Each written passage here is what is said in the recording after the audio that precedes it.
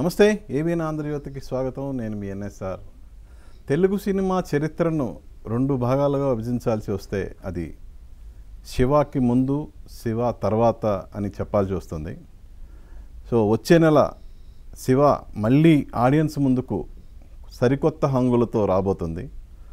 ఈ సందర్భంగా ఆ సినిమాను డైరెక్ట్ చేసిన సెన్సేషనల్ డైరెక్టర్ రామ్ గోపాల్ వర్మ గారు మనతో ఉన్నారు. మరి ఆ సినిమాకి సంబంధించిన విశేషాలను, అలాగే రిలీజ్ చేయబోతున్న సందర్భంగా వాళ్ళ ప్లాన్స్ ఏంటి అనేది ఇప్పుడు ఆయన్ని అడిగి తెలుసుకుందాం. నమస్తే వర్మ గారు. First of all congrats sir. Shiva ఎప్పటి నుంచో అనుకుంటున్నావు రిలీజ్ అని. 25 years సందర్భంగా కూడా చాలామంది ఎక్స్పెక్ట్ చేశారు రిలీజ్ చేస్తారని. బట్ ఎనీవే ఆఫ్టర్ 36 years తర్వాత ఎంతో ఆశగా ఎదురు చూస్తున్న ఆడియన్స్ కళ నెరవేరబోతుంది. మీకు ఎలా అనిపిస్తుంది? అంటే నాకు కూడా చాలా కొత్తగా ఉంది. ఎందుకంటే ఒక రిలీజ్ స్కాట్ అనే ఒక డైరెక్టరు మీరు చాలా సంవత్సరాల తర్వాత మీరు తీసిన సినిమా చూస్తే ఆల్మోస్ట్ మీరు తీసారా లేదా అన్న ఒక ఫీలింగ్ వస్తుంది. ఎందుకంటే ఇప్పుడు నా ఏజ్ అంతా 26 అంత ఉంటుంది ఆ టైంలో.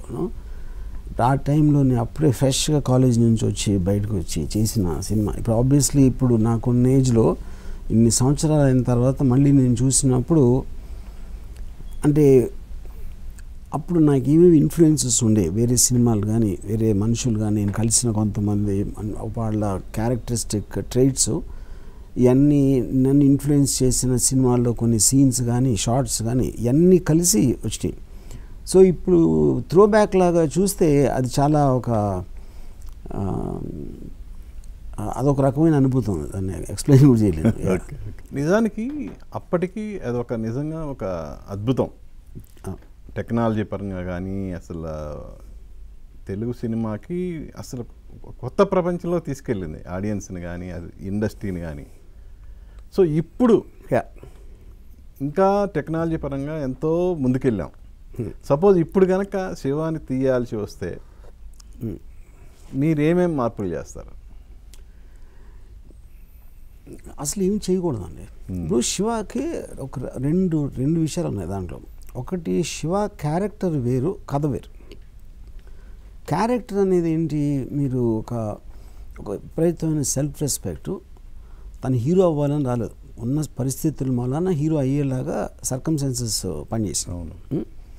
ఇప్పుడు క్యారెక్టర్లో ఒక ఆర్ద్రత ఉంటుంది, తను మాట్లాడే పద్ధతిలో కానీ దాంట్లో కానీ. ఆ టైప్ ఆఫ్ క్యారెక్టరైజేషన్ స్ట్రేంజ్గా శివాకి ముందు రాలేదు, శివ తర్వాత కూడా రాలేదు ఇంతవరకు. నేను కూడా చేయలేదు ఇప్పుడు మళ్ళీ. అప్పుడేంటి, శివ లాంటి క్యారెక్టర్ ఆర్మీలో ఉండొచ్చు, శివ లాంటి క్యారెక్టర్ అండర్ వరల్డ్లో ఉండొచ్చు, లేకపోతే మిల్స్ యూనియన్స్ అలాంటి వాటిలో ఉండొచ్చు, ఎక్కడైనా ఉండొచ్చు. అది ఆ క్యారెక్టర్ ఆస్పెక్ట్ అనేది చేయలేదు ఒకటి. రెండోది, కథ పరంగా ఇప్పుడు కొంతమంది ఏమంటారు, స్టూడెంట్ యూనియన్స్ అప్పుడు ఉండేవి. కానీ సినిమాలో ఎప్పుడు కూడా మీకు రిలేటబిలిటీ ఉండాల్సినది, ఇక్కడ జరుగుతుంది కాబట్టి మనకి కనెక్ట్ అవుతాం, ఆ టైంలో ఇలా ఉండేది కాబట్టి కనెక్ట్ అయ్యేది అనేది తప్పదు. ఎందుకంటే మీ గాడ్ ఫాదర్ కూడా 1972లో తీసే సినిమాది. స్టోరీ ఎక్కడ 1935. అసలు 1972లో మాఫియా లేదు యాక్చువల్గా. మొత్తం అమెరికాలో మాఫియా అనేది 60s నుంచి అంతరించిపోయింది మొత్తం. ఇప్పుడు సత్య తీసినప్పుడు 98లో అప్పుడే అండర్ వరల్డ్ వెచ్చలవిడిగా ఉంది కాబట్టి అది కూడా కరెక్ట్ కాదు. అప్పుడేంటి, ఎనీ ఫిలిం ఇర్రెస్పెక్టివ్ మీరు ఎక్కడ సెట్ చేసినా కూడా మీరు ఒకసారి థియేటర్లోకి వెళ్ళాక దాని వరల్డ్ మిమ్మల్ని లోపలికి లాగుతుంది. అందుకని ఐ ఫీల్ ఇప్పుడేంటి, ఇంకా క్యారెక్టర్స్ బేసిస్ మీద, అంటే క్యారెక్టర్స్ అంత రియలిస్టిక్గా ఉండటం అనేది ఒక ఫిలిం లాంగ్విటీకి మెయిన్ కారణం అవుతుంది. ఇప్పుడు మీకు చాలా తక్కువ సినిమాల్లో క్యారెక్టర్స్ పేర్లు గుర్తుండిపోతాయి. గణేష్ అవ్వచ్చు, యాదగిరి అవ్వచ్చు, భవానీ అవ్వచ్చు, అలాగా గుర్తుండటానికి మెయిన్ కారణం ఏంటంటే ఆ క్యారెక్టర్స్ రియలిజం వల్ల. కానీ సపోజ్ అంటే మీరు అన్నట్టు ఓకే, పీరియడ్ అనేది పెద్ద ఇష్యూనే కాదు. బట్ ఇప్పుడున్న కాలేజీ బ్యాక్డ్రాప్లు అయినా తీసుకుంటే గుండాయిజాలు, రాజకీయాలు ప్రభావితం ఇవన్నీ మీరు అన్నట్టు తగ్గింది. కానీ వేరే ఆస్పెక్ట్లో అంటే డ్రగ్స్ కానీ ఇవన్నీ కొంచెం విచ్చలవిడిగా వస్తున్నాయి. సో వాటిని ఇన్కార్పొరేట్ చేసి కూడా చేయొచ్చు కదా. ఇప్పుడు మీకు అక్కడ కూడా యూనియన్ అనేది మీకు ఏదో సీన్లో ఉంది, కానీ మెయిన్ కథ దాని మీద కాదు. అవును. ఇప్పుడు ఒక బయట నుంచి రౌడీలు వచ్చి అలా వచ్చితే ఇప్పుడు జరగదని కాదు. స్టూడెంట్ యూనియన్స్ లేకపోవచ్చు, ఎలక్షన్స్ లేకపోవచ్చు, అందులో అదొక సీన్ మాత్రమే కదా దాంట్లో. అప్పుడు మీరు ఇప్పుడు డ్రగ్ మాఫియా అంటారు, లేకపోతే వాట్ ఎవర్ ఇట్ ఈస్, ఫైనల్గా ఒకళ్ళు ఇంటిమిడియేట్ చేస్తూ ఉంటే వాడిని ఎదురు తిరిగి ధైర్యంతో దెబ్బలాడటం అనేది Shiva main character point. So యూనియన్సా డ్రగ్సా అనేది నాన్ ఇష్యూ అని నా ఫీలింగ్ అక్కడ. Okay okay ya. ఇంకోటి సార్, ఈ సినిమాకి ముందు వచ్చిన అర్జున్లో కూడా కొంత ఇదే పోకడ ఉంటుంది కదా, మీరు అబ్జర్వ్ చేశారు? యా, అర్జున్ నేను చాలా ఇన్ఫ్లుయెన్స్ అయినా సినిమాతోటి. అర్జున్లో కాలేజ్ లేదు, అన్ఎంప్లాయిడ్ యూత్ అక్కడ ఈ లోకల్ దాదాలు చేసే జులుం నుంచి ఎదురు తిరిగి అతను రౌడీగా మారటం అనేది అర్జున్ స్టోరీ. దాంట్లో సైకిల్ చేజ్ ఉంది ఒకటి. సైకిల్ చేజ్ కూడా నేను అక్కడి నుంచి ఫస్ట్ తీసాను. తీసిన తర్వాత నేను షూట్ చేసిన తర్వాత అందరూ నా సైకిల్ చేజ్ బెటర్గా ఉందన్నారు. ఓకే, కానీ దానికి ఇన్స్పైర్ అయింది మాత్రం అక్కడి నుంచే నేను. Okay sir, coming to Shiva, అసలు ఎలా సార్ దీనికి ఎలా బీజం పడింది? బేసిక్గా నేను ఫస్ట్ రావటం I was more interested in రాత్రి అని హారర్ సినిమా తీయడానికి వచ్చాను అసలు నేను. యాక్చువల్లీ మీరు ఫస్ట్ నేరేట్ చేసిన సబ్జెక్ట్ కూడా అదే. అవును, అదే. తర్వాత వెంకట్ అక్కినేనికి నేను నేరేట్ చేసినప్పుడు ఆయన నాగార్జున, బికాజ్ మా హీరో కదా స్టూడియోకి, తనకి సూట్ అయ్యే సబ్జెక్ట్ ఎన్నో చేయమన్నారు రాయమంటే. ఫస్ట్ అసలు నేను డైరెక్షన్ అనేది అంత తొందరగా వస్తుంది అది అనేది కూడా నా మైండ్లో లేదు అసలు. యూనో అప్పుడు అన్నపూర్ణ స్టూడియోస్లో చూస్తున్నాను, నేను ఒక కథ చేశాను శివ. ఫస్ట్ డ్రాఫ్ట్ 20 minutes రాసినది, జస్ట్ ఫ్రెష్లీ అవుట్ ఆఫ్ కాలేజ్లో ఉన్న ఇన్సిడెంట్లన్నీ పెట్టేసి వే ఆఫ్ ద డ్రాగన్ అనే బ్రూస్లీ సినిమా ఆధారంగా చేశాను. అది రాఘవేంద్ర గారు చెప్పాను, రాఘవేంద్ర గారు చెప్పించాను ఏదో వెంకట్. ఓకే, ఆయనకి నచ్చల. అంటే ఇప్పుడు అక్కడ ఏది సెంటిమెంట్ లేదు అలాంటిది ఏదో చెప్పారని. సరే, దాని తర్వాత నేను రాఘవేంద్ర గారు కలియుగ పాండవులు అన్ని చూసినప్పుడు ఆయన ఎలా చూస్తున్నారు నేను ఎలా చూస్తున్నాను అప్పుడు అర్థమైంది. ఓకే, అప్పుడు ఇది వెంట వెంకట్ అండ్ సెట్ లేదు, నేను అసిస్టెంట్ డైరెక్టర్గా పని చేయటం, లేకపోతే స్టూడియోలో కొన్ని రోజులు జస్ట్ ఇటు తిరుగుతాను, ఎప్పుడన్నా చేస్తే నేనే చేస్తానని చెప్పారు. అది అలా స్టార్ట్ అయిన తర్వాత ఒక పర్టికులర్ టైంలో నేను ఎక్కువ మాట్లాడుతూ ఉన్నాను వెంకట్ కానీ నాగార్జున కానీ సురేందర్ కానీ. వాళ్ళకి ఒక ఇంప్రెషన్ వచ్చేసింది నా మీద. రాముకు చాలా తెలుసు సినిమాల గురించి, టెక్నిక్ గురించి. నేను నేరేట్ చేసినప్పుడు కూడా షార్ట్లు చెప్పేవాడిని ఎక్కువ. ఓకే, దాంతో కొన్ని నెలలకి ఒక స్ట్రాంగ్ ఇంప్రెషన్ నన్ను ట్రై చేయొచ్చు అనేది వచ్చింది. That is how it happened. Okay, కానీ యాక్చువల్లీ ఈ సబ్జెక్ట్ ఫస్ట్ మీరు రామోజీరావు గారికి అలాగే సురేష్ బాబుకి, తర్వాత సురేష్ బాబు ఈ సబ్జెక్ట్ కాదు, రామోజీరావు గారు చెప్పింది రాత్రి, ఓకే, సురేష్ చెప్పింది కూడా రాత్రే. ఓకే ఓకే, నాకు వెంకట్ గారు అలా చెప్పారు. యాక్చువల్గా వాళ్ళు రిజెక్ట్ చేశారు, మా దగ్గరకు వచ్చి చెప్పగానే నచ్చిందని చెప్పారు. లేదు శివ స్టోరీని ఇప్పుడు చెప్పాలి. ఓకే ఓకే, శివ డైరెక్ట్గా వీళ్ళకి చెప్పారు. శివ నేను డైరెక్ట్గా చేసిందే నాగార్జున కోసం, వెంకట్ అడిగిన మీద చేసినది.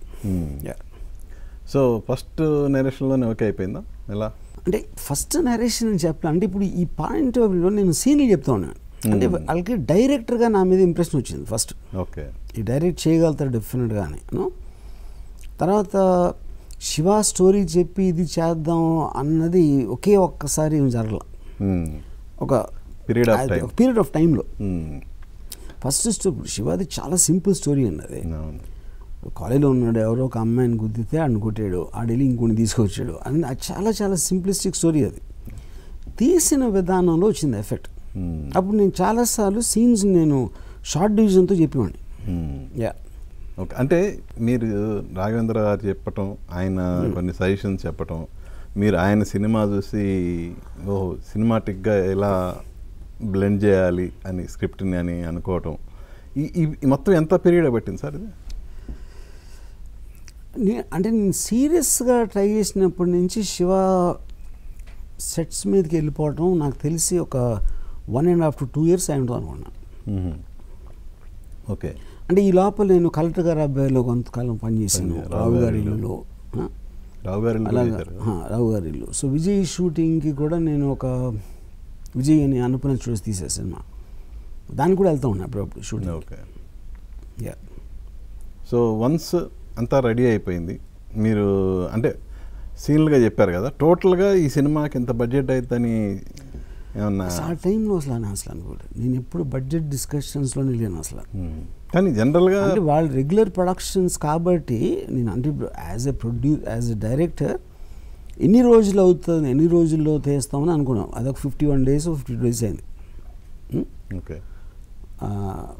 దానికి ఇంక రోజు బట్టి ఈ మిగతా క్యాల్కులేషన్స్ అన్నీ ఈజీగా చేయటం, అది వాళ్ళు వేసుకుని ఉంటారు. నేను ఇప్పుడు అసలు బడ్జెట్ గురించి నేను ఆలోచిస్తుంది, వాళ్ళు నన్ను అడగలేదు. ఎలా సార్ కాస్టింగ్, టెక్నికల్ క్రూ ఆ సెలక్షన్ ఎలా జరిగింది? ఇప్పుడు ఫస్ట్ నుంచి కూడా నేను was very keen on taking new people. Nagarjuna తప్పిస్తే maximum possible new people. Raghuvaran ఏమో ఇప్పుడు ఆ రోజుల్లో మీకు సత్యనారాయణ గారు, రావు గోపాలరావు ఇలాంటి వాళ్ళు ఉండేవారు విలన్స్. సో నేను ఫస్ట్ టైము రఘువరన్ లాంటి ఇంటెన్స్ యాక్టర్ని నేను తనని దాసనారాయణ గారు ఒక సినిమాలో ఒక హీరోయిన్ బ్రదర్గా వేసారు ఒక రోజు, నాకు సినిమా పేరు గుర్తులేదు. అక్కడ చూశాను ఫస్ట్ రఘువరన్ బాగుంటాడని ఇన్సిస్ట్ చేసి, తర్వాత ఈ మిగతా జేడి చక్రవర్తి కొత్త, మన గణేష్ రేవులేసినాడు, మిగతా అందరు కూడా ఆల్మోస్ట్ కొత్త వాళ్ళు. తనికెళ్ళి బరి ఆ టైంలో రైటర్. అవును. సో మరి ఆ రైటర్ని ఒక క్యారెక్టర్, నానాజీ క్యారెక్టర్కి తీసుకోవాలని అంటే నేను ఎప్పుడూ స్క్రీన్ ప్రెజెన్స్ని నమ్ముతాను. తనికెళ్ళి బరిని మాట కానీ తన కళ్ళు అది చూసి నేను చాలా అట్రాక్ట్ అయ్యేవాడిని. నాకు నేను కలుస్తూ ఉన్నప్పుడు అందుకని తన్నే వేయమని చెప్పాను నానాజీ. ఇంకోటి సార్, జేడీ క్యారెక్టర్కి ముందు సాయి కుమార్ని టెస్ట్ చేశారంట కదా? టెస్ట్ చేయలేదు, మాట్లాడాను అంతే. ఓకే. సాయి కుమార్కు మాట్లాడాను. బట్ లేటర్ ఐ ఫెల్ట్ అంటే ఎంత కొత్తగా ఉంటే అంత బెటరు అనేది అనిపించింది నాకు. ఓకే. హీరోయిన్గా అమల గారి సెలక్షన్ ఏంటి సార్?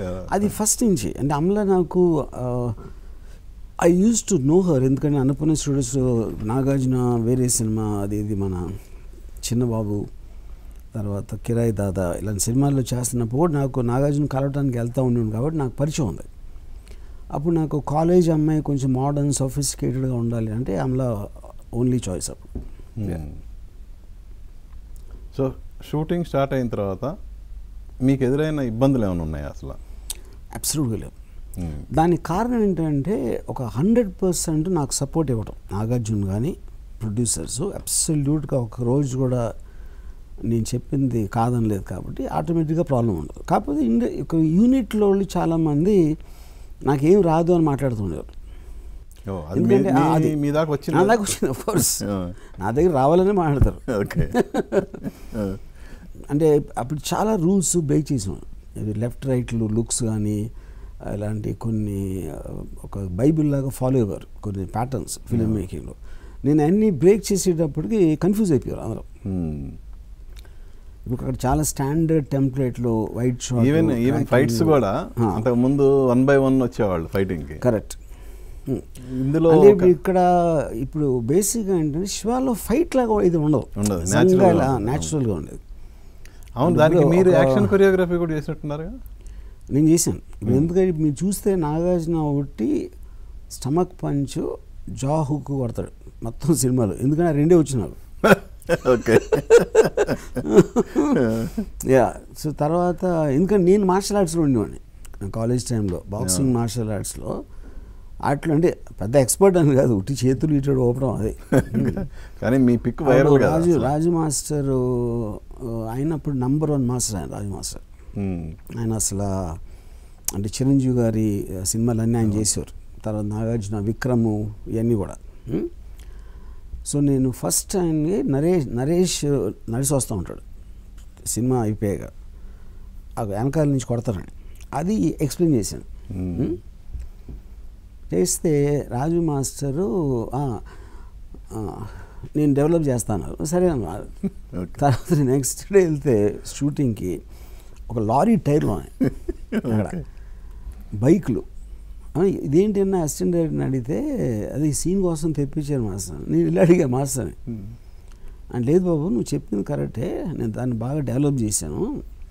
అలా నడిచి వస్తూ ఉంటాడు ఒక్కడే రాత్రి చీకటి, ఈ ఒక సందులోంచి 4 బర్నింగ్ టైర్లు జప్ప జప్ప జప్ప అని వస్తాయి. ఓకే. ఇటేపు నుంచి ఇంకో 4 బర్నింగ్, 8 బర్నింగ్ టైర్లు తిరుగుతూ ఉంటే ఫోకస్ షిఫ్ట్ చేస్తే 10 బైకులు వచ్చి ఆగుతాయి. ఇదే చెప్పింది. అంటే మాస్టర్ వదిలేదు సార్, ఎగ్జాక్ట్గా నేను ఏం చెప్పానో అదే ఉంటాయి షార్ట్స్, ఇంకేం వద్దు అసలు అని చెప్పాను.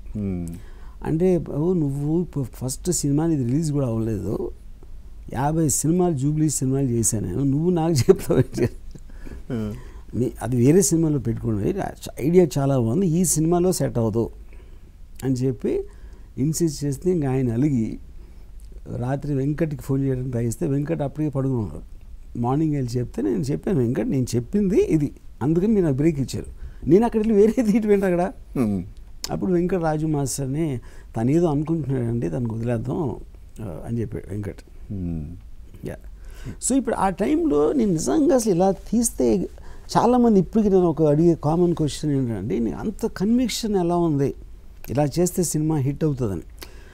అసలు సినిమా హిట్ అవుతుందా లేదా ఎప్పుడు ఆలోచించలేదు, అసలు నాకు డిస్కస్ చేసినట్టు కూడా గుర్తులేదు. నేను ఇలాంటి సినిమా చూడాలనుకుంటున్నా ఒకటే నేను పట్టుకున్నాను.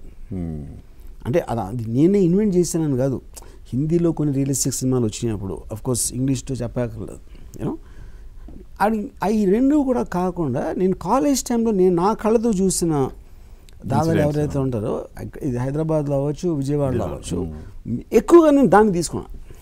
యా, సో ఆ తర్వాత ఇప్పుడు ఫర్ ఎగ్జాంపుల్ గణేష్ ఉన్నాడు.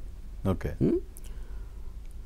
మేము ఒక బెంచ్ సెంటర్లో మా మా మా గ్యాంగ్ కూర్చున్నమాట. అప్పుడంతా సెంటర్ చూసుకుందాం అని విజయవాడలో ఒక 15-20 మంది. మా ఎగస్పాటిలో జస్ట్ ఒక్క కారు వచ్చింది, అంబాసిడర్ కారు వచ్చి మా ఎగస్పాటి స్టూడెంట్ ఆడి దిగాడు, ఇటు పక్క నుంచి ఇంకోటి దిగాడు. ఆడిగా ఒక 40 ఫిగర్స్ ఉంటాయి, గడ్డం వేసుకుని ఆడికి కింద ముందు లుంగి చదువుకోండి కొంతసేపు, చదువుకుని మెల్లగా వచ్చి ఒక చిన్న ఏంటి చదువుకోవటం వచ్చారు బాబు మీరు ఇంటికాడ వాడి క్యారెక్టర్ని తీసి పెట్టినాడు. ఓకే, అప్పుడు ఏంటి ఆడు చూడటానికి ఎలా ఉంటాడు, అప్పుడు రౌడీలు అంతా ఎలా ఉండేవారు, మసిల్స్ వేసుకుని ఘాటు ఉంగరాలు జుట్టు, సిలోన్ మనోహర్ ఇలాంటి వాళ్ళు ఉండేవారు ఆ టైంలో.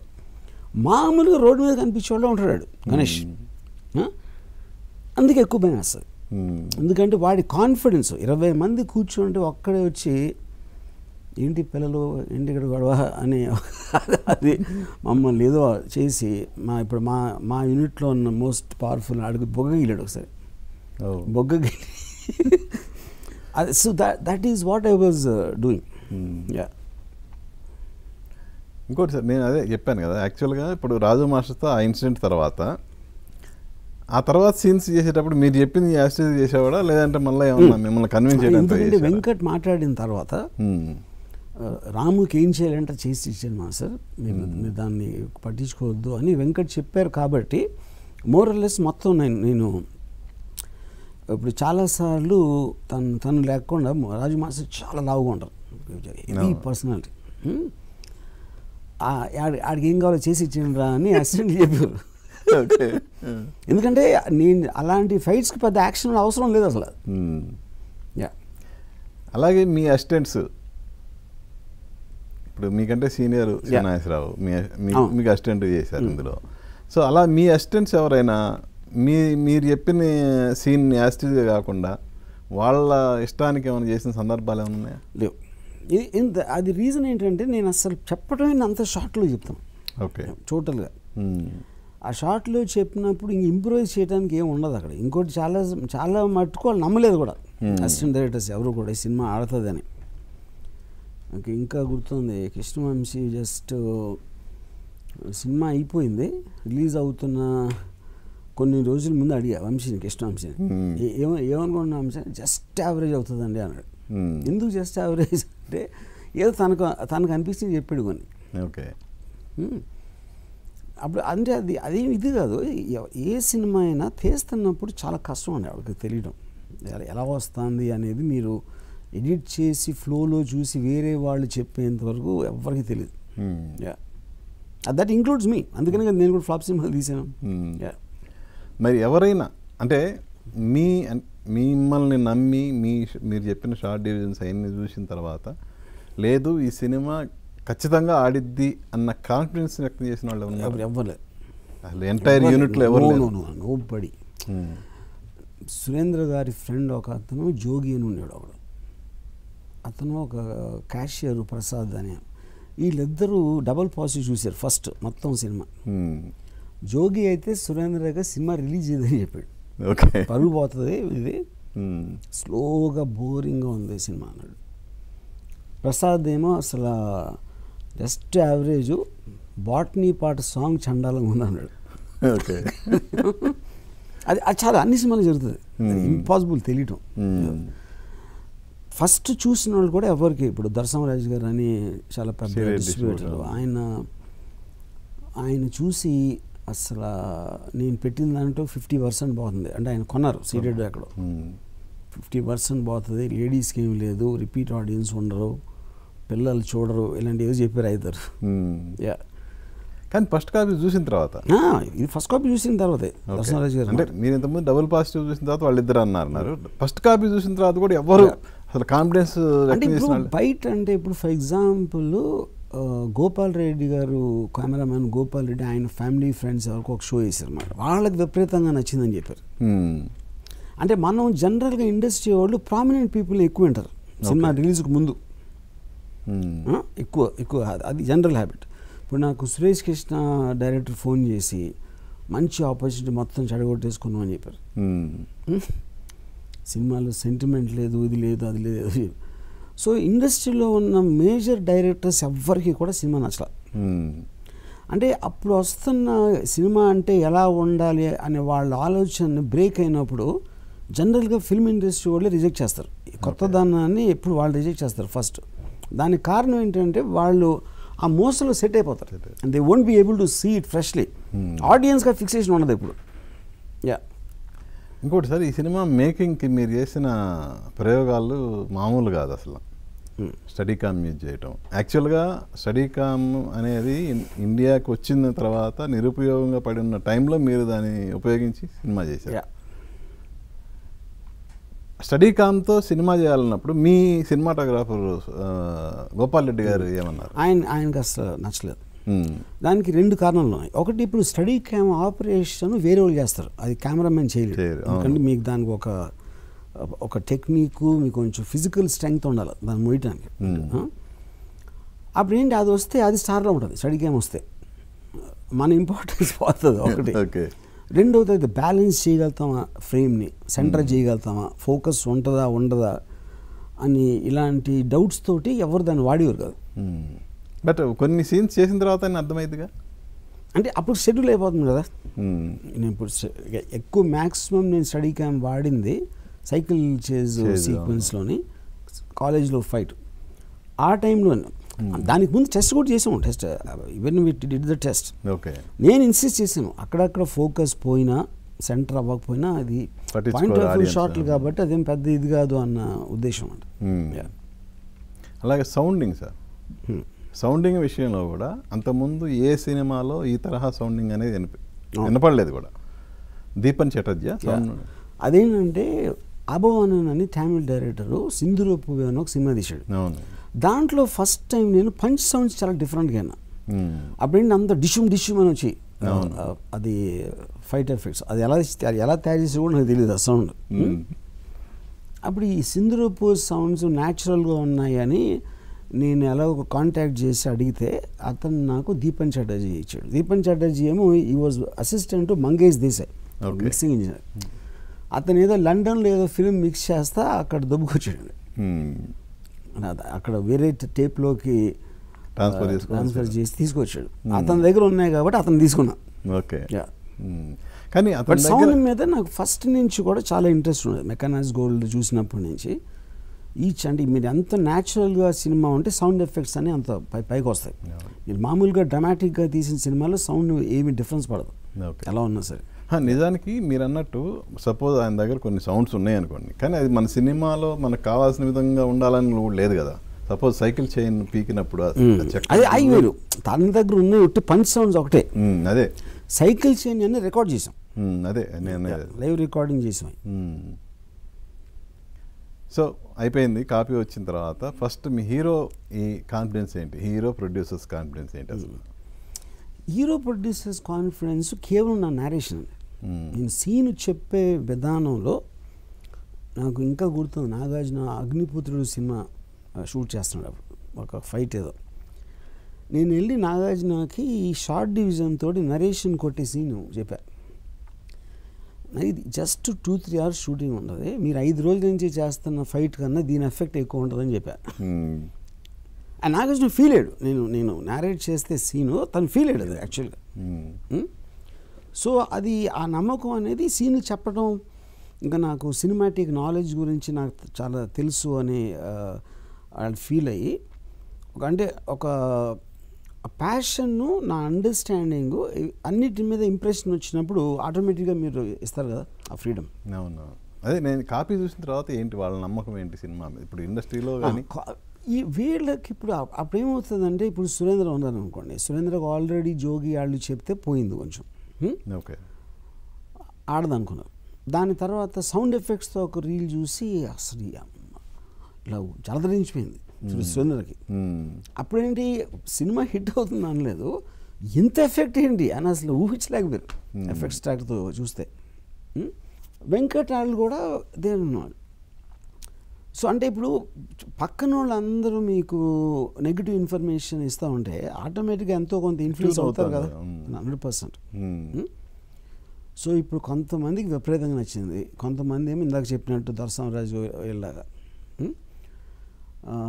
సో ఇండివిజువల్గా నాగార్జునకి ఎవరేం చెప్పారు, వెంకట్కి ఏం చెప్పారు అనేది నాకు ఆ డీటెయిల్స్ అంత తెలీదు. బట్ ఓవరాల్గా చిన్న సస్పెన్స్ రిలీజ్ అయింది.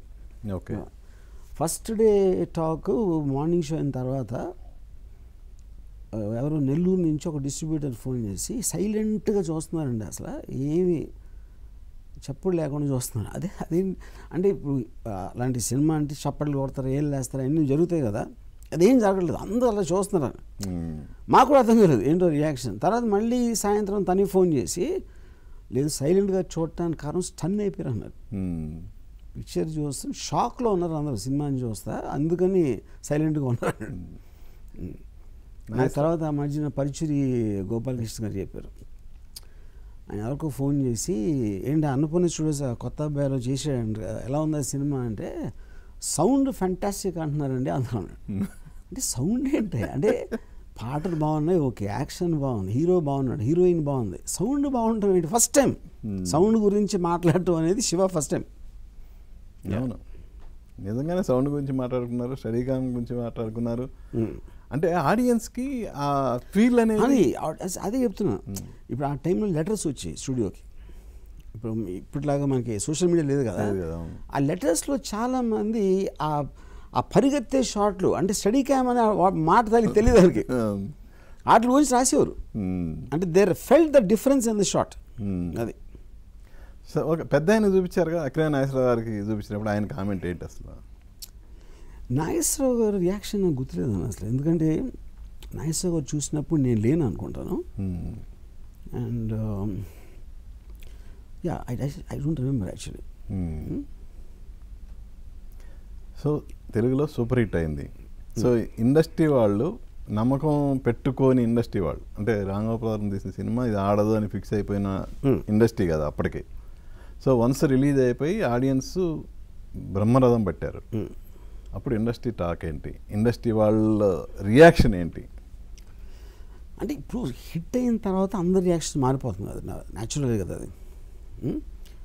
అంటే ఇప్పుడు ఆ టైంలో ఇప్పుడు మీరు కొడితే 10 అడుగుల దూరంలో వెళ్ళి పడకుండా కొడితే అక్కడే పడతాడు, అలాంటిది ఎప్పుడు చూడలేదు ఎవరు. సో దాని గురించి అంటే అప్పటికి బాగా వెలుగులో ఉన్న, అంటే బాగా టాప్లో ఉన్న డైరెక్టర్స్ ఎవరైతే ఉంటారో పేర్లేదు, వాళ్ళు ఎవరికి అంటే ఎక్కలేదు అసలు సినిమా. అక్కడ సూపర్ హిట్ అయినా కూడా ఎక్కలా. ఈ అసిస్టెంట్ డైరెక్టర్స్ వాళ్ళు విపరీతంగా ఇన్స్పైర్ అయ్యారు. కొత్తగా ఇండస్ట్రీలోకి వస్తున్న వాళ్ళు, సినిమా ఇండస్ట్రీలో వాళ్ళకి వచ్చిన ఇంప్రెషన్ ఇండస్ట్రీలో వాళ్ళకి రాలేదు. ఇంకా ఒక విధంగా చెప్పాలంటే అసలు డైరెక్షన్ వైపు కోకొల్లలుగా రావటం అనేది అసలు ఈ సినిమా చూసిన తర్వాత మనం కూడా డైరెక్టర్ అవ్వాలి అన్న ఒక రెవల్యూషన్ అయితే వచ్చేసింది 100%. ఎందుకంటే ఏమాత్రం ఎక్స్పీరియన్స్ లేకుండా ఎక్కడ డైరెక్టర్ దగ్గర పనిచేసి ఇలాంటిది ఏమీ లేకుండా ఈడే తీసేస్తే నేనెందుకు తీయకూడదు అనేది న్యాచురల్గా ఉంటుంది కదా. అప్పుడు ప్రొడ్యూసర్లు కూడా రామ్ గోపాల్ ఎక్స్పీరియన్స్ లేకుండా చేసినప్పుడు సుబ్బారావు చేయొచ్చు, అప్పారావు చేయొచ్చు, లేకపోతే రామదాస్ చేయొచ్చు, ఎవరైనా చేయొచ్చు అనిపిస్తుంది కదా. కొత్త డైరెక్టర్లు వినటం మొదలుపెట్టారు. ఎవరన్నా కొంచెం కొత్తగా చెప్తే మళ్ళీ ఇది కూడా శివ అయిపోవచ్చేమో అన్న దాంట్లో ఆటోమేటిక్గా మీకు నెంబర్ ఆఫ్ న్యూ డైరెక్టర్స్ పెరిగిపోయారు దానివల్ల. ఇంకోటండి, ఇప్పుడు మీరు ఈ సినిమా డైరెక్షన్ చేయకముందు మీరు బేసిక్గా 2 సినిమాలకి అసిస్టెంట్ డైరెక్టర్ చేశారు కదా, ఆ ఎక్స్పీరియన్స్ ఏమన్నా ఈ సినిమాకి ఎంతవరకు ఉపయోగపడింది? ఎందుకంటే ఇప్పుడు అసిస్టెంట్ డైరెక్టర్ యాక్చువల్లీ చాలా బ్యాడ్గా, అసిస్టెంట్ డైరెక్టర్ అంటే first of all mechanical work. అది డైరెక్టర్ అనేది మీ సమకూర్చేది లేబర్ వర్క్. అసిస్టెంట్ డైరెక్టర్ అనేది చాలా ఇంటాంకి డిగ్నిఫైడ్గా ఉంటుంది. మీరు ఫైనల్గా అసిస్టెంట్ డైరెక్టర్లు అవ్వడం చాలా తక్కువ. హాలీవుడ్లో అయితే జరగదు అసలు. రైటర్స్ అవుతారు, ప్రొడ్యూసర్స్ అవుతారు, అందరూ వేరే వాళ్ళు అవుతారు. కానీ అసిస్టెంట్ డైరెక్టరు పెద్ద డైరెక్టర్ అవడం హాలీవుడ్లో ఇంతవరకు ఒకటి తెలియదు. తెలుసా కదా, ఇట్ నెవర్ హ్యాపెన్. సో ఇప్పుడు నేను కంటిన్యూటీ బుక్ ఇస్తే అది పాడేసి ఎక్కడో మర్చిపోయి అప్పుడు నాకు పని ఇవ్వడం మానేశారు. కానీ అప్పటికి నేను సురేంద్రకి వీళ్ళందరికీ క్లోజ్ అయ్యాను కాబట్టి they just used to let me be there hanging out సెట్లో. భరించారు అంతే. యా, కాకపోతే నేను అంటే నా మాటలు వినేవారు. అంటే అప్పుడు ఆ ఆస్పెక్ట్లో కూడా నేను షార్ట్ జరుగుతుంటే నేనైతే ఇలా తీసేవాడిని, సీన్ నేనైతే అలా తీసేవాడిని అని చెప్పేవాడిని. అది కూడా ఇంప్రెషనే కదా. అప్పుడు ఎవరైనా ఫాలో అయ్యారా మరి? ఇది మీరు చెప్పిన ఇలా తీస్తే బాగుంటుందని మీరు అన్నప్పుడు దాన్ని ఆచరించిన వాళ్ళు ఎవరున్నారు? అంటే ఆచరించడం అంటే ఇప్పుడు తరణి రావు గారు డైరెక్టర్. ఇప్పుడు తరణి దగ్గర అసిస్టెంట్ టెక్నికల్గా నేను, కానీ సురేంద్ర నాకు ఎక్కువ వాల్యూ ఇచ్చారు. ప్రతిదానికి నన్ను అడిగేవారు. Obviously as a director you will feel bad కదా. ఎందుకంటే దాంతో ఆయన ఒక పర్టికులర్ టైంలో నేను చూస్తే ఆయనకి ఇది వచ్చేసింది, ఇరిటేషన్ వచ్చేసింది. అందుకని నేను సురేంద్ర ఎందుకని ఆయన చేయని ఉంటే నేను బయటికి వెళ్ళి కూర్చున్నాను అనమాట. స్టోరీ నేను రాశాను, కొన్ని సీన్స్, ఇంపార్టెంట్ సీన్స్. నాగేశ్వరరావు గారు ఏమో ఆయన కూడా ఏదో ఇంగ్లీష్లో మాట్లాడతానంటే సినిమా ఛాన్స్ ఇస్తానంటారేంటి మా ఊళ్ళో అని ఆయన. ఎందుకంటే ఆయన టైంలో 14, 15, 20 years అసిస్టెంట్గా చేస్తే కానీ సినిమా రావటం అనేది జరిగేది. ఎలా పాసిబుల్ అని కొంచెం అప్పుడు నేను కూడా నాకు ఒక టెన్షన్ ఉండేది. నాగార్జునకి వీళ్ళకి వచ్చినా సరే సడన్గా ఆయన ఒకరోజు ఏంటి ఎంత చిన్న కుర్రాడు ఎక్స్పీరియన్స్ లేకుండా ఎలా ఇస్తారు అంటే వీళ్ళు ఏం చేస్తారు అని నాకు ఒక చిన్న టెన్షన్ ఉండేది. ఒకరోజు నేను స్టూడియోలో ఉన్నాను, రావు గారు వెళ్ళి షూటింగ్ జరుగుతుంది. ఈ తరణి ఏదో తీస్తున్నారు సీన్. నాగేశ్వరరావు గారు ఏంటి లాజిక్ లేకుండా నాకు ఏదో డౌట్ వచ్చింది సీన్లో. ఎవరు రాశారు ఇది అంటే రాము రాశారు అని చెప్పి ఆ పిల్లవాడు నన్ను పిలిచారు.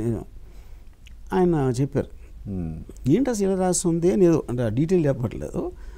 అది డైరెక్ట్గా అర్థం కాలేదని అర్థమైంది నాకు. ఇది ఆ సీన్ నేను అలా కాదండి ఇలా ఇలా ఇలా ఇలా ఇలా ఇలా ఇలా నా ఉద్దేశం ఇలా తీయాలన్నా. అవును ఇది కరెక్ట్, నువ్వేంటి మనం అలా చేస్తూ ఉన్నారు అని ఆ రోజున హీ టోల్డ్ వెంకట్కో ఎవరికో ఏదో అనుకున్నాను కానీ ఆ కుర్రాళ్ళు విషయం ఉంది. అప్పుడు ఆయనకి ఫైనల్ ఇంప్రెషన్ రావడానికి ఈ ఇన్సిడెంట్ కారణం. ఓకే. కలెక్టర్ గారు అబ్బాయిలు అలాంటివి ఏమైనా ఉన్నాయా? నో, నాట్ కలెక్టర్ గారు అంటే రావు గారు ఇల్లు టైంకి ఇది దాని తర్వాత కాబట్టి నా క్లోజ్నెస్ చాలా ఎక్కువైపోయింది వీళ్ళందరితో.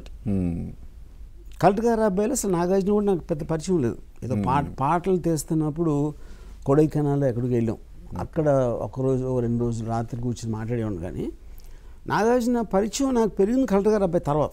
Okay okay. యా. సో పాటలు అన్నారు కదా, ఇప్పుడు శివాకి మ్యూజిక్ కూడా మేజర్ హెల్ప్ అయింది. సో మీరు ముందు యాక్చువల్గా మ్యూజిక్ అనుకుంది కీరవాణి గారు కదా? కీరవాణి నేను కలెక్టర్ గారు అబ్బాయి టైంలో చక్రవర్తి గారు మ్యూజిక్ డైరెక్టర్, కీరవాణి తన చక్రవర్తి గారు అసిస్టెంట్. అప్పుడు నేను కంపోజింగ్ అప్పుడు నేను మాట్లాడతా, నాకు ఇప్పుడైనా ఛాన్స్ వస్తే మిమ్మల్ని పెట్టుకుంటానని చెప్పా. ఓకే. కీరవాణి. దాని తర్వాత నాకు ఛాన్స్ వచ్చిన తర్వాత మరి అందరూ కొత్త వాళ్ళు అయిపోతున్నారు అనేది అంటే నాకు ఇళయరాజా గారు అంటే విపరీతమైన అభిమానం. సో చక్రవర్తి గారు మాత్రం వద్దు, ఆయనకు అర్థం కూడా అవ్వదు అని చెప్పాను. ఇళయరాజా గారు చేయాలని. అప్పుడు ఆ స్వార్థంతో కీరవాణిని పక్కన పెట్టి ఇళయరాజా ఇష్టం. బట్ సినిమా హిట్ అవ్వగానే మళ్ళీ ఇమ్మీడియట్గా కీరవాణి దగ్గరికి వెళ్ళాను క్షణక్షణంకి. అవునా. సో మ్యూజిక్ గురించి ఇప్పుడు మీకు సబ్జెక్టు టేకింగ్ ఇవన్నీ ఓకే, మ్యూజికల్గా మీకు ఆ టైంలో ఆ నాలెడ్జ్ ఉందా? ఎలా అసలు ఇందులో సాంగ్స్ ఇన్కార్పొరేట్ చేయాలి అవన్నీ? ఇప్పుడు ఒక మ్యూజిక్ మీద నాకు ఎప్పుడు ఇంట్రెస్ట్ ఉండేది, పైగా ఇళయరాజా గారు అంటే. బట్ శివ సాంగ్స్ అది సినిమా పెద్ద హిట్ అయింది కాబట్టి సాంగ్స్ పైకి వచ్చినాయి, కానీ టెరిఫిక్ మ్యూజిక్ అని అనుకోవట్లేదు. బాట్నీ పాట సాంగ్ తప్పిస్తే మిగతా అన్నీ కూడా ఇళయరాజా గారి వేరే సూపర్ హిట్స్తో కంపేర్ చేస్తే అంత పెద్ద సాంగ్స్ కాదని నా ఫీలింగ్. ఆనందో బ్రహ్మ కూడా బాగుంటుంది, but not in the level of Ilaiyaraaja's best అని మీరు ఒక 100 పెడితే దాంట్లో శివ సాంగ్స్ ఉంటాయని అనుకోవట్లా. అప్పుడేంటి, ఆయన చాలా బిజీ, ఆయన ఇస్తేజాలు అది అయిపోయింది అన్న ఫీలింగ్ ఉన్నందుకు మ్యూజిక్ అంత నేను ఎక్కువ, ఎస్పెషల్ బాటనీ సాంగ్ కొంచెం సరసాలు చాలు, ఈ 2 పాటలు తప్పిస్తే I didn't pay much attention to the music. Background score was not very particular. Okay, background score అంతకుముందే నేను రాజా గారిది మౌన రాగం కానీ, ఎర్ర గులాబీలు కమల్ హాసన్ సినిమా, ఈ సినిమాలు చూస్తున్నాను కాబట్టి ఆయనకి బ్యాక్గ్రౌండ్ స్కోర్లో ఆయన ఇచ్చిన డిఫరెన్స్ ఎవరు ఇవ్వలేరని నాకు క్లియర్ కట్ ఐడియా ఉంది. సార్ ఆనంద బ్రహ్మ సాంగ్ టేక్ ఆఫ్ జనరల్గా ఇప్పుడు థియేటర్లో నుంచి అమ్మాయి స్క్రీన్ దగ్గరికి వెళ్ళి ఆ స్క్రీన్లోకి వెళ్ళి పాటం అనేది ఏంటి సార్, ఇన్స్పిరేషన్ ఏంటి మీకు? అది నాస్టీ అని జానెట్ జాక్సన్ వీడియో, అది దాంట్లో నుంచి కాపీ కొట్టాను. ఓకే, సో అలా వేరే సాంగ్స్ కూడా ఏమన్నా అలాంటి ఇన్స్పిరేషన్స్ ఏమన్నా ఉన్నాయి? చాలా షార్ట్లు ఉన్నాయి. ఇప్పుడు ఫర్ ఎగ్జాంపుల్ ఇప్పుడు మన చిన్న క్యారెక్టర్ వచ్చి పోల్ని కొట్టుకుంటాడు, అవును, అది మూంద్రాం పిరాయ్ అని బాలు మహేంద్ర ఫిల్మ్, క్లైమాక్స్ లో వచ్చి కూర్చున్నారు. దాని నుంచి ఇలా చాలా షార్ట్స్ సీన్స్, కొన్ని సీన్స్ అవ్వచ్చు హిందీ సినిమాల్లోనే ఇక్కడ అక్కడ, లేకపోతే మన అర్ధ సత్య సినిమా, అదే సినిమాల్లో నుంచి రియల్ లైఫ్ నుంచి. సార్ ఈ సినిమా సూపర్ హిట్ అయింది, రాంగోపాల్ వర్మ పేరు ఇండస్ట్రీలో మారుమైపోయింది. సో నెక్స్ట్ స్టెప్ ఏంటి అనే కన్ఫ్యూజన్ ఏమన్నా మీలో అప్పుడు ఏమన్నా ఉందా? లేదు, అది అప్పుడు ఏంటంటే నేను అయిపోయిన తర్వాత, నేను శ్రీదేవి గారు పెద్ద ఫ్యాన్ కాబట్టి ఆల్మోస్ట్ అయిపోయిన కొన్ని రోజులకే గోపాల్ రెడ్డి గారు వచ్చి ఇలా శ్రీదేవి డేట్స్ ఉన్నాయి రాము, ఇక నీకు ఇంట్రెస్ట్ ఉందా చేయటాను కదా, మీ ఇంట్రెస్ట్ ఉందా అని మీ దగ్గర గంతేసి, అప్పుడు that is how the Kshanakshanam work started. కానీ దాని ముందు శివ రీమేక్ చేసి, అదే శివ హిందీ చేసాం, ఈ రెండింటి మధ్యలో జరిగింది క్షణక్షణం టాక్. ఓకే ఓకే, సరే హిందీ శివాకి పూరి మీకు అసిస్టెంట్కి వచ్చాడు అప్పటికి? అసిస్టెంట్ కాదు, తను జూనియర్ ఆర్టిస్ట్. పని చేయలేదు తను. ఓకే, అసలు డైరెక్షన్ డిపార్ట్మెంట్ వెనకాల డాన్సర్స్లో ఉన్నాడు. నేను ఇంకా అసిస్టెంట్ కదా, తనతో ఏమైనా క్యారెక్టర్ ఎలా చేయించారు ఏంటని. హిందీలో తనతో character junior dancer. Okay, so అతన్ని మరి స్పెసిఫిక్గా ఒక క్యారెక్టర్కి తీసుకోవాలన్న ఆలోచన ఎలా వచ్చింది సార్ మీకు? నేను అసలు పూరి తెలియదు నాకు, సినిమా షూటింగ్ ఉన్నప్పుడు నాకు పూరి ఎవరో తెలియదు అసలు.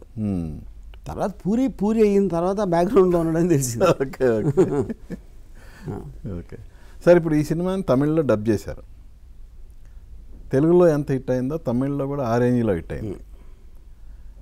ఆ వెంటనే హిందీలో తీశారు, రీమేక్ చేశారు. అవును, ఇంకా వేరే అదర్ లాంగ్వేజ్ ఎవరు రాలేదా? అంటే ఆ టైంలో అంటే మలయాళం కన్నడ అంత మార్కెట్స్ ఉన్నాయని దాని గురించి ఎవరు వెళ్ళేవారు కాదు ఆ టైంలో. 1989 కదా అని చెప్పేది. హిందీ అంటే రీమేక్, ఇక్కడేమో తమిళ్లో డబ్డ్ వర్షన్ తెలుగుదే. ఇంకోటి సార్, ఆ సినిమా శివ అనేది ఎంతోమందికి లైఫ్ ఇచ్చింది, డైరెక్టర్గా మీకే కాదు, అందులో యాక్ట్ చేసిన ఆర్టిస్టులు ఇప్పటికీ కంటిన్యూ అవుతున్న వాళ్ళు ఉన్నారు, అలాగే మీ అసిస్టెంట్లో చేసిన వాళ్ళు టాప్ రేంజ్కి వెళ్ళిన వాళ్ళు ఉన్నారు. సో వీళ్ళందరిలో ఎవరైనా మాకు వర్మ గారు అనే ఒక గ్రాటిట్యూడ్ అనేది ఇప్పటికీ పే చేస్తున్న వాళ్ళు ఉన్నారా? ఫస్ట్ ఆఫ్ ఆల్ ఎందుకు ఉండాలండి గ్రాటిట్యూడ్?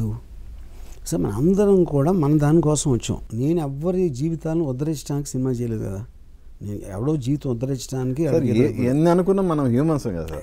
నేను కాదు, నేను జంతువు. నేను ఎప్పుడు దానికోసం మీరు కాదనేది నేను అడిగింది కూడా మీ గురించి కాదు కదా. ఒక పాయింట్ ఏంటంటే నేను ఫస్ట్ ఆఫ్ ఆల్ వాళ్ళని ఏమి ఇప్పుడు అడగలేదు, ఆడు నాకేమి చేయలేదు.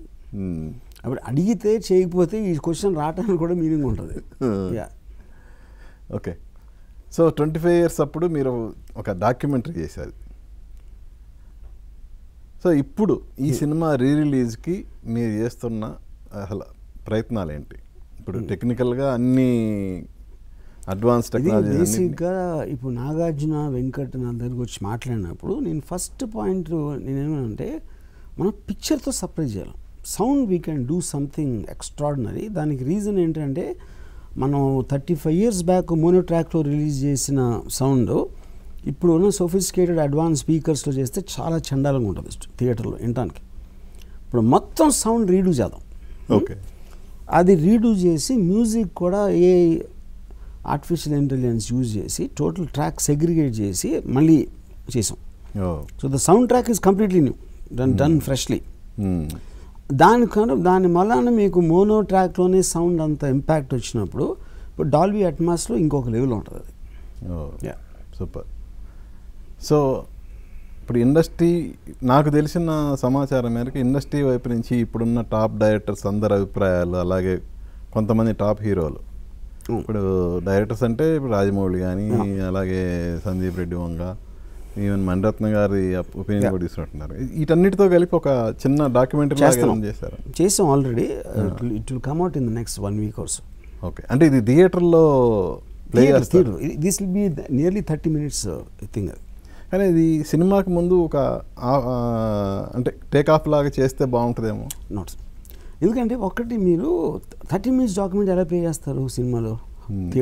సినిమాకి ముందు అంటే ఆడియన్స్ మెంటల్గా ప్రిపేర్ అవుతారు కదా, వాళ్ళకి కొత్తగా ఉంటుంది. అంటే ఈ జనరేషన్కి ఇప్పుడు వీళ్ళందరూ చెప్పేది వాళ్ళ మైండ్లోకి ఇంజెస్ట్ అవుతుంది. అప్పుడు సినిమా స్టార్ట్ అయితే వాళ్ళ ఇది వేరే ఉంటుంది కదా అనే. It's a good idea. So let me just think about that. ఎందుకంటే ఇప్పుడు సొసైటీ మీద కానీ, ఇప్పుడు సినిమా ఇండస్ట్రీలో కానీ ఇన్ఫ్యాక్ట్ ఉన్న డైరెక్టర్స్ అలాగే హీరోలు వాళ్ళ అభిప్రాయం చెప్పినప్పుడు డెఫినెట్గా కొంత ట్యూన్ అవుతారు కదా audience. It's a good idea. Let me think about it. అంతే, స్టార్డమ్ ఉన్న వాళ్ళు ప్రభాస్, ఎన్టీఆర్, అల్లు అర్జున్, ఇప్పుడు వీళ్ళందరూ ఒపీనియన్స్ ఉన్నాయి కదా అందులో. జస్ట్ నా సజెషన్. కరెక్ట్. అలాగే ఇప్పుడు ఈ ఈవెంట్స్ కానీ ఏమన్నా ఆర్గనైజ్ చేస్తున్నారా? ఎలా ప్లాన్ చేస్తున్నారు చాలా. ఎందుకంటే ఇంకోటి అన్నపూర్ణ స్టూడియోస్ 50th anniversary సందర్భంగా ఇది చేస్తుంది. సో ఆబ్వియస్లీ నాగార్జున వెంకట్ వీళ్ళందరూ they are taking it very seriously. ఇంకోటి సార్, నాకు యాక్చువల్గా లాస్ట్ ఇంటర్వ్యూ టైంలో మీరు చెప్పారు నేను త్వరలోనే ఒక స్పెల్ బౌండ్ అయ్యే కాంబోతో సినిమా అనౌన్స్ చేయబోతున్నా అన్నారు. అది ఎంతవరకు వచ్చింది ఏంటి? మ్యాక్సిమం 1 monthలో. అంటే ఏ టైప్ ఆఫ్, అంటే తెలుగులోనే టైప్ ఆఫ్? హిందీ. అంటే ఏమైనా రివీల్ చేయొచ్చు కదా? ఏం రివీల్ చేయాలి? మీరు అనుకున్న రివీలే 1 monthలో చేస్తాను చెప్తాను. ఓకే, అంటే చిన్న క్లూ లాంటిది కూడా ఇవ్వచ్చు కదా మీరు. అంటే ఇది ఒక సోషియో ఫాంటసీ అనో, లేదంటే ఒక హారర్ ఫిల్మ్ అనో. It is going to be, అంటే మీకు అంటే నేను చెప్తాను, ఇప్పుడు బేసిక్ కాన్సెప్ట్ ఏంటంటే ఇప్పుడు మీకు 60s, 70s స్ట్రీట్ గ్యాంగ్స్ ఉన్నాయి. ఓకే, ఈ స్ట్రీట్ గ్యాంగ్స్ అవన్నీ కూడా పొలిటికల్ పార్టీస్లో అబ్జర్వ్ అయిపోయి hard line things like Shiv Sena అయిపోయినాయి. తర్వాత స్మగ్లర్స్ వచ్చారు, మన్మోహన్ సింగ్ ఎకనామిక్ రిఫార్మ్స్ అడుగులు పోయారు. తర్వాత కార్పొరేట్ గ్యాంగ్స్ వచ్చినాయి, డి కంపెనీ, అవి కూడా 2010-15 వెళ్ళిపోయాయి. అలాగే టెర్రరిజంలో ఫస్ట్ బ్లాక్ సెప్టెంబర్, తర్వాత అల్ఖైదా, తర్వాత ఐసిస్, తర్వాత హమస్. సో ఈ క్రైమ్ ఎప్పుడు మళ్ళీ వెనక్కి వస్తూ ఉంటుంది ఇంకో ఫామ్లో. సో ఇప్పుడు నా ఇమాజినేషన్లో నెక్స్ట్ది ఎలా ఉండొచ్చు అనేది పాయింట్. అంటే అది సైఫై కాదు, రేపు అవ్వచ్చు, ఎల్లుండి అవ్వచ్చు. ఫర్ ఎగ్జాంపుల్ September 11th జరిగిన అటాక్ జరిగింది. September 10th కూడా అల్ఖైదా పేరు లేదు ఎవరు. ఓకే, అంత సడన్గా రావచ్చు వచ్చినప్పుడు. So this will be the biggest ever film in terms of a national security మీద. చాలా సినిమాలు వచ్చినాయి కదా సార్ నేషనల్ సెక్యూరిటీ మీద. అంటే ఎలా చెప్పండి ఒక ఎగ్జాంపుల్. కాదు, నేషనల్ సెక్యూరిటీ మీద రాలేదని అంటలేదు నేను. నేషనల్ సెక్యూరిటీ ఇలాంటి దాని మీద రావచ్చు అన్నది కొత్తదనం దీంట్లో. Okay the film is called syndicate. ఇప్పుడు అమెరికన్ మూవీస్, కొన్ని మూవీస్ తీసుకుంటే వైట్ హౌస్ మీద దాడి చేయడాలు అలాంటి కొన్ని సిరీస్ వచ్చినాయి. సో అలా ఉండొచ్చా ఇది? ఎలా? అలా ఉండదు. వన్ లైన్లో చెప్పాలంటే total law and order in the entire country gets collapsed in one day. So then again అది ఎలా? ఓకే, అది ఎవరు చేశారు, ఎందుకు చేశారు, ఎలా చేశారు అనేది స్టోరీ. Good idea. ఇంకోటి సార్, సత్య రిలీజ్ చేస్తా అని చెప్పారు మీరు. అది ఎంతవరకు వచ్చింది? చేశారు, అది చేశారు. ఓకే, జనవరిలో చేశారు. ఓకే, లిమిటెడ్ స్క్రీన్స్లో అక్కడ హిందీ వర్షన్ ఒకటే. ఏంటి సార్ రిసెప్షన్ ఏంటి అక్కడ? Very good. ఇంకా అలా మీ సినిమాలు రిలీజ్ చేయాలనుకుంటున్నా ఏమైనా ఉన్నాయా? క్షణం క్షణంగా. రంగీలా కూడా ప్లాన్ చేస్తున్నారు. రంగీలా, ఓకే. సర్కార్ ప్లాన్ చేస్తున్నారు. క్షణం క్షణం సార్? క్షణక్షణం నేను ఇంకా అడగలేదు. అది నారాయణ గారు ప్రొడ్యూసరు. కానీ అది కూడా బాగుంటుంది. అంటే అందులో ఉన్న కామెడీ కానీ, ఇప్పుడు శ్రీదేవి లేకపోవటం, ఆవిడని మళ్ళీ మనం గుర్తు తెచ్చుకునే విధంగా ఉంటుంది. సాంగ్స్ బాగున్నాయి అన్నీ. అంటే ఇప్పటి తరానికి కూడా డెఫినెట్గా నచ్చే సినిమానే అది. అది కూడా చేయొచ్చు అది. సార్, ఇప్పుడు శివ తర్వాత నేను ఇందాక మీకు చెప్పినట్టు అసలు పోలోం అంటూ డైరెక్షన్ డిపార్ట్మెంట్ వైపు పరుగులు తీశారు అందరు, చాలామంది. మనం కూడా అసలు వర్మ గారి దగ్గర మనం అసిస్టెంట్గా రావాలి అనుకొని కొన్ని వందల మంది, వేల మంది ట్రై చేశారు. అది వాస్తవం. మీరు ఎన్ని అనుకున్నా అది వాళ్ళలో ఎంతమందికి అవకాశాలు వచ్చినాయి, రాలేదని పక్కన పెడితే వర్మ శిష్యులు అనేవాళ్ళు ఇప్పుడు ఇండస్ట్రీలో చాలామంది ఉన్నారు. సార్, అప్పుడు అంత క్రేజ్ ఉంది కదా, ఇప్పుడు ఆ క్రేజ్ అనేది ఎంతవరకు ఉంది? ఫస్ట్ ఆఫ్ ఆల్, అప్పుడు క్రేజ్గా నా దగ్గరకు వచ్చి పనిచేయటం అనేది అవాస్తవం. అది ఎందుకంటే నేను ఇప్పుడు ఫర్ ఎగ్జాంపుల్ ఇప్పుడు నా అసిస్టెంట్ డైరెక్టర్స్లో ఒక సినిమాకు 4 ఉన్నారు అనుకోండి, నేను ఎప్పుడు కూడా ఫస్ట్ అసిస్టెంట్ ఒకరితో మాడతాను. ఇన్ని సినిమాలు తీసాక నాకు ఒక్క అసిస్టెంట్ పేర్లు కూడా గుర్తున్నాడు చాలాసార్లు. నేను అసిస్టెంట్ డైరెక్టర్ అంత వాల్యూ అను, ఇందాక చెప్పాను కదా, మీ అసిస్టెంట్ డైరెక్టర్ మెకానికల్ జాబ్ అది.